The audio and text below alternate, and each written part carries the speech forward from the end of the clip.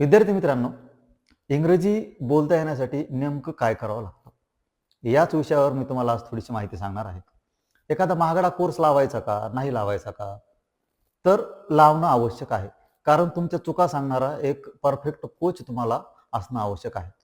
आता याच्या पलीकडे आपल्याला काही काम करावं लागतं इंग्रजी बोलण्यासाठी.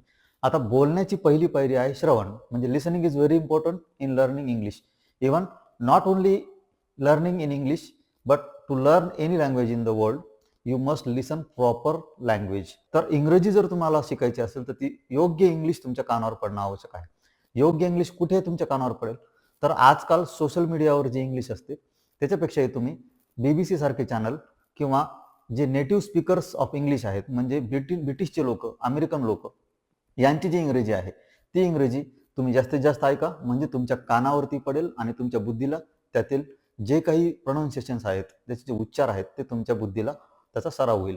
आणि हे ऐकलेले उच्चार तुम्ही तुमच्या जिभेतून बाहेर पाडण्याचा प्रयत्न करायचा, म्हणजे बोलण्याचा प्रयत्न करायचा. जसं ऐकता तसं रिपीट करण्याचा मोठ्यानं प्रयत्न करायचा. त्याचप्रमाणे तुम्हाला वेगवेगळ्या प्रकारच्या इंग्लिश मूव्हीज अवेलेबल आहेत.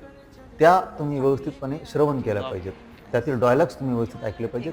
बोलीभाषा काय असते हे Shouldn't be त्याच्यामध्ये asking चांगल्या me प्रकारे this. सांगितलेलं असतं. Well, it's a simple त्याचबरोबर question. इंग्रजी Who's the बातम्या guy or ऐकणं, not? चांगली वर्तमानपत्र वाचणं आणि This is मोठ्यानं ती not a वाचणं simple हे देखील तुमच्या जिभेला वळण लावण्यासाठी एक महत्त्वाचं साधन ठरू शकतं.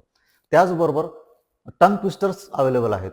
तुम्ही जर YouTubeवर पाहिलेत तर तुम्हाला अनेक प्रकारचे टंग ट्विस्टर्स, ज्यामुळे की तुमच्या जिभेला इंग्रजी भाषेचं वळण लागेल.